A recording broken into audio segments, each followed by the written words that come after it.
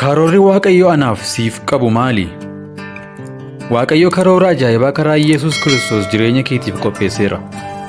Waaqayyo si jaallata. Uumama kanarraa Waaqa tokko qofaatu jira.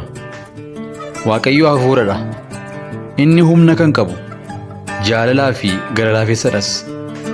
Waaqayyo jaalala. Kanaaf inni si jaallata.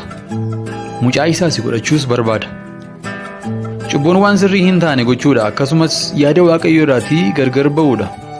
Hundumtuu yakkaniiru, ulfinni Waaqayyoo isaanitti hir'ateera. Kanaaf namni cubbuu hojjetu adabbiitu isaaf mala.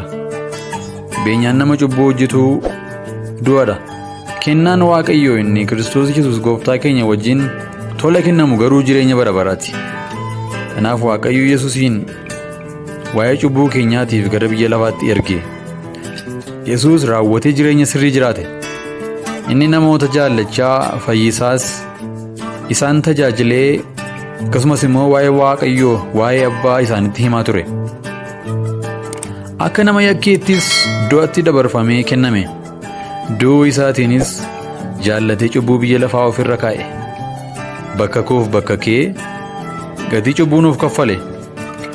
Waaqayyoo akkasitti tokkicha ilma isaa amma kennuufitti biyya lafaa jaallate.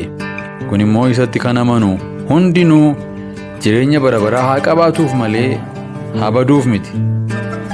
Egaa hamma isa simatanii fi immoo ijoollee Waaqayyoo akka ta'anii fi aboo isaaniif kenne. Isaanis warra maqaa isaatti amananidha. Egaa yoo Yesuus Kiristoosiin fayyisaa lubbuu keetii fi gooftaa jireenya keetii godhattee fudhatte, cubbuu kee hundumaatti deebi'iitii Waaqayyoonis dhiifamuu cubbuu gaafadhu. Kadhata kanas na waliin kadhadhu. Gooftaa Yesuus, ati ilma Waaqayyoo akka taatee fi waa'ee cubbuu kootiif akka duute, gatii cubbuu kootiis akka naaf kaffalte nan amana.